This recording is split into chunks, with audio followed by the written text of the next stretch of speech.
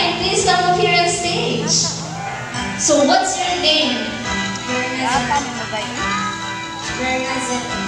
Bernadette. Wow, nice name. Now, Miss Bernadette, you have your money. Okay, show us your money. So Miss Bernadette has 100 pesos. Now, Mom, I want you to fold your money into half. Then another half. Then another half. Alright. So stretch your arms, then pose like this. And hold your money.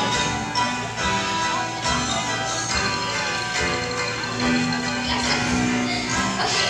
Miss Bernadette is feeling nervous. Just relax. Alright. Now, Miss Bernadette, are you ready? Alright, ladies and gentlemen, our cute and colorful circular named Sunny. So Sunny loves money. Alright. So Sunny, are you ready? What will you do? You fly to Miss Bernadette and get your money. Go on, fly back to Miss Debbie. Fly back to Miss Debbie. Alright, thank you so much, Sunny. Buy 100. Mom, you cannot take your seat. Mom, are you okay? Okay, so do you want your money back? Okay, he wants your money back. Okay, we will return your money. Now, just stand right here. Stretch your arms, then open your palm. Okay. So when Sunny return your money, just grab your money and that's Sunny. Okay? Alright. Now, Sunny, please return the money. Hey, Sunny, are you there? Working na daw yung ni Sunny 400. Alright. Please call Sunny na Sunny, please return the money. Sunny, please return the money. Hey, Sunny, where are you? Alright.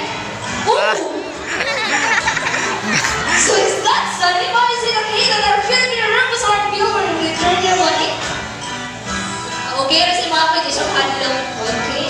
So just wanted to take a picture with you. So this is our Filipino Rufus hornbill. They are locally known as Kalaw, and they are also called as the clock of the mountain because of their noon time periodic call. Alright, thank you so much, Kalaw. Alright, now Mom, this is the real deal. You know what the name? Okay, ilang po na si Mom sa yung 100. So again, stretch your arms and open your palm. Alright, are you ready? Okay, now Sunny, please return the money. Squeeze them out to your eyes now. Alright. Ready, Sunny? Okay, what will you do? You fly to Miss Bernadette and drop her money. No. Alright, drop your money.